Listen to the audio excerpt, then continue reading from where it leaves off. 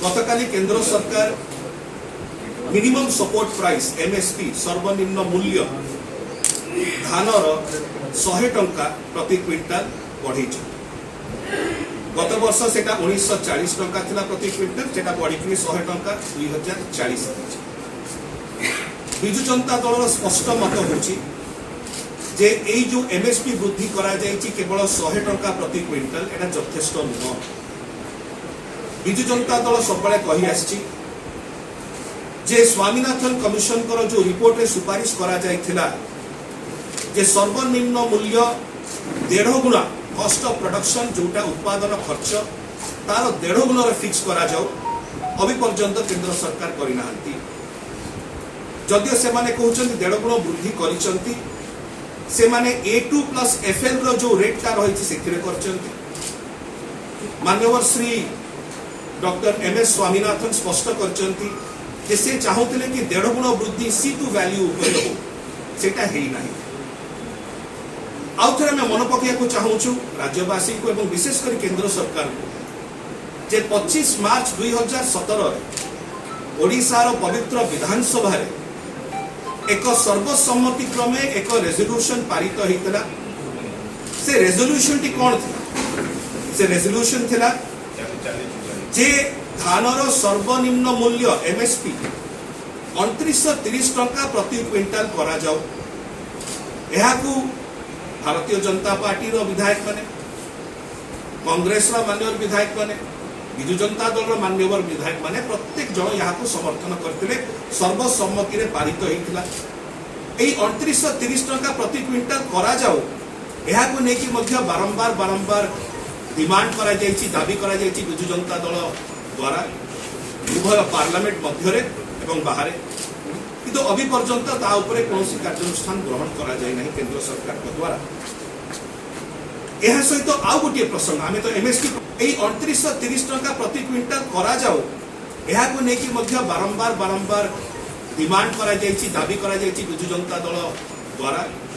उभय पार्लियामेंट मध्य रे एवं बाहर, किंतु अभी पर्यंत ता उपरे कोनोसी कार्यानुष्ठान ग्रहण करा जाय नाही केंद्र सरकार के द्वारा।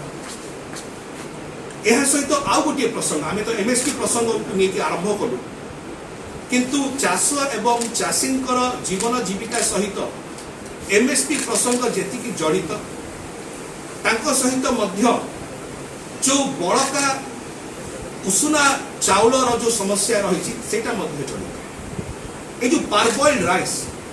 हमर दुईटी चाउल हुए, अरुआ एवं उषुना, रॉ राइस एवं पारबॉइल्ड राइस।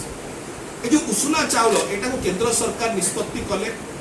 एवं आपण माने जानिचंती, गणमाध्यम जानिचंती, सारा ओडिसा जानिचंती कि प्रकार भावरे केंद्र सरकार कहले कि आमे बड़का जो उषुना चाउल अछि ताको फूड कॉर्पोरेशन माध्यम रे आमे उत्तोलन करिबुनु, लिफ्टिंग करिबुनु, इवैक्यूएशन करिबुनु। एहा जदि करा जाय ताले ओडिसा रो चासी मानक पय गोटे विशेष समस्या सृष्टि हबो। 2021-22 खरीफ मार्केटिंग सीजन रे पाखापाखि 52 लाख टन चाउलर प्रोक्योरमेंट करा जायछि, जोथरे राज्यर जो कंजम्पशन रहुछि, राज्यर जो माने हम कंज्यूम करबा होछि 39 लाख मेट्रिक टन, जोडा कि पीडीएस माध्यम रे आसीबो। एवं जो बड़का 13 लाख मेट्रिक टन बड़का चाउल रही, राज्य सरकार माननीय मंत्री मध्य मासे तले लिखिथिले चिठी केंद्र सरकार को एवं कहिथिले जो 13 लाख मेट्रिक टन रो बड़का चाउल रही जाउची, एटा केंद्र सरकार कर दायित्व,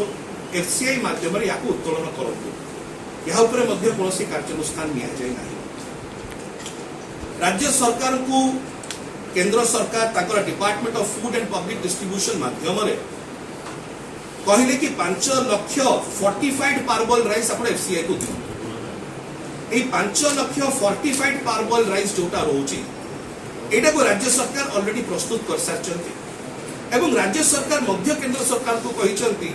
आमे आउरी फोर्टिफाइड राइस दवा पाई हमें प्रस्तुत अछि, आमे आउरी फोर्टिफाइड चावल दवा पे प्रस्तुत अछु, आपण आपको सुजोग दियतु। से विषय रे मध्य केंद्र नीरव रहिछ। आमे एमएसपी विषय रे चर्चा करू, आमे पारबॉइल्ड राइस उषुना चाउल विषय चर्चा कलु। शेष तृतीय प्रसंगटी होउची जो पेंडिंग फूड सब्सिडी रही जाइछि जो बकेया रही जाइए राज्य फोर्टिफाइड पार्बल राइस आप एफसीआई को दियो 5 लाख फोर्टिफाइड पार्बल राइस जोटा रोची एटा को राज्य सरकार ऑलरेडी प्रस्तुत कर सारचंती एवं राज्य सरकार मध्य केंद्र सरकार को कहिसंती आमे आउरी फोर्टिफाइड राइस दवा पाई हमें प्रस्तुत अछि आमे आउरी फोर्टिफाइड चावल दवा पे प्रस्तुत अछु आपण आपको सुजोग दियंतु से विषय रे मध्य केंद्र नीरव रहिछ आमे एमएसपी विषय रे चर्चा करू आमे पार्बल्ड राइस उसना चावल विषय रे चर्चा करू शेष रे तृतीय प्रसंगटी होउची जो पेंडिंग फूड सब्सिडी रही जाइछि जो बकेया रही जाइछि राज्य सरकार को केंद्र सरकार को पाखे आप जानते माननीय मंत्री मध्य एक मास तले ए विषय चिठी लिखिले केंद्र को पाखापाखि 10,334 कोटी टंकार आमर सब्सिडी जो प्राप्य रही ड्यू रही ओडिशार सेटा अभी पर्यंत केंद्र सरकार दे नांती प्रोविजनल सब्सिडी पाखापाखि 7,931 कोटी टंका आउरी केंद्र सरकार को हमको दबार थिला बेले केंद्र सरकार हमको दबा पाई अछि ता सहित एडवांस सब्सिडी 2,402 कोटी टंका केंद्र सरकार हमको देबे आउरी दबार अछि टोटल यदि सब्सिडी क्लेम देखा जाए ओडिशार पाखापाखि 10,334 कोटी टंका केंद्र सरकार दबार आवश्यकता रही एवं पंचम प्रसंग को मु आसुची जे एई अनेक वर्ष हैला जेतेबेले केंद्र सरकार ए प्रकार भाबरे जो सब्सिडी अछि से सब्सिडी को उचित समय राज्य को दियंती नाही सेति आमे से सब्सिडी जेहेतु पाई न थाउ हमको बोरोइंग करिया पड़े बैंक ऋण नवा को पड़े ऋण नहीं कि आमे पुनी परवर्ती समय रिइंबर्स को केंद्र सरकार को द्वारा ए जो में नहीं था ऋण रही था ये एडिशनल इंटरेस्ट 31 मार्च 2022 सुधा ओडिशा उपरे 5,452 कोटी टका अछि एटा काहेकि अछि कारण केंद्र सरकार जदि उचित समय ताकर सब्सिडी पैसा दे थांते ताले हमको अलगा चाकरो पैसा आनी करी बैठ करी करी हम कार्य करिया पड़ता यह मध्य केंद्र सरकार को परिसरभुक्त आसुची एवं आम आशा करछु केंद्र सरकार या पर मध्य कार्यानुष्ठान ग्रहण करी शेष रे 5टी प्रसंग उपरे 5टी दाबी ए 5टी प्रसंग उपरे कृषि भित्तिक प्रसंग चाषी मानक प्रसंग ओडिशार लक्ष लक्ष चाषी प्रसंग विशेषकर पश्चिम ओडिशा रे जो चाषी भाई भौणी माने आमर से चेष्टित रही कार्य करी प्रसंग एवं ओडिशा होचे कृषि प्रधान राज्य ए कृषि प्रधान राज्य भाव में 5टी प्रसंग लक्ष लक्ष ओडिशा चाषी प्रसंग जहाँ आपण माध्यम आम केंद्र सरकार के पाखे रखुचु प्रथम आमर दाबी रोची एमएसपी को 1.5 गुण वृद्धि करंतु जहाँ स्वामीनाथन कमिशन रिपोर्ट कही 1.5 गुण वृद्धि केंद्र सरकार कहते हम 1.5 गुण वृद्धि करिछु A2FL रे करचंती C2 जो वैल्यूटा रही से करना स्वामीनाथन डॉक्टर स्वामीनाथन बारंबार कहते आज्ञा मु चाहूँगी C2 वैल्यू ऊपर आसू से C2 वैल्यू ऊपर नौ ना तार परवर्ती समय में तर्जमा करबा A2 कौन A2FL कौन C2 कौन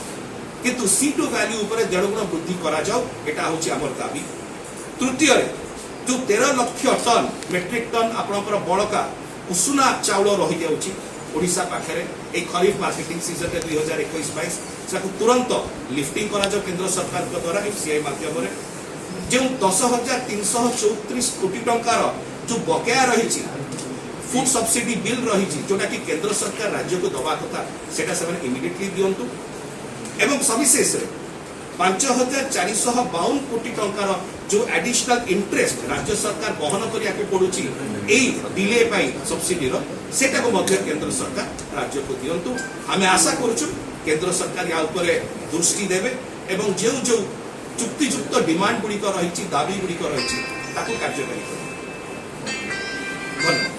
सर एमएसपी बाद आ गोटे प्रश्न सर अछि राष्ट्रपति इलेक्शन एमएसपी ऊपर किसी प्रश्न थो नहीं तापर पळेबा एमएसपी ऊपर प्रश्न होउची आपण कहले जो सी जो 1360 टका कॉस्ट ऑफ प्रोडक्शन सेबले हमर 2930 टका 70 रे हमर विधानसभा पारित होला सेतबे राज्य सरकार तार हिसाब देथिले 5 क्विंटल 2344 टका 5 वर्ष तले खर्च होता एबे देखु 5 वर्ष भितरे सार एवं अन्य आनुषंगिक उत्पाद खर्च गुरा बहुत बढी किंतु केंद्र सरकार एबे भी करूचंती 22-23 खरीफ वर्ष रे 1360 टका पर क्विंटल उत्पादन खर्च तो एटा कोन ए भली प्रकार दुमोहा नीति को काहेकि देखो तो जो आपण प्रश्नटी कले एक जुक्तियुक्त अति प्रासंगिक प्रश्न कारण आमर चाषी भाई भौणी माने जेतेबेले से माने चेष्टित रहिचंती कार्य करूचंती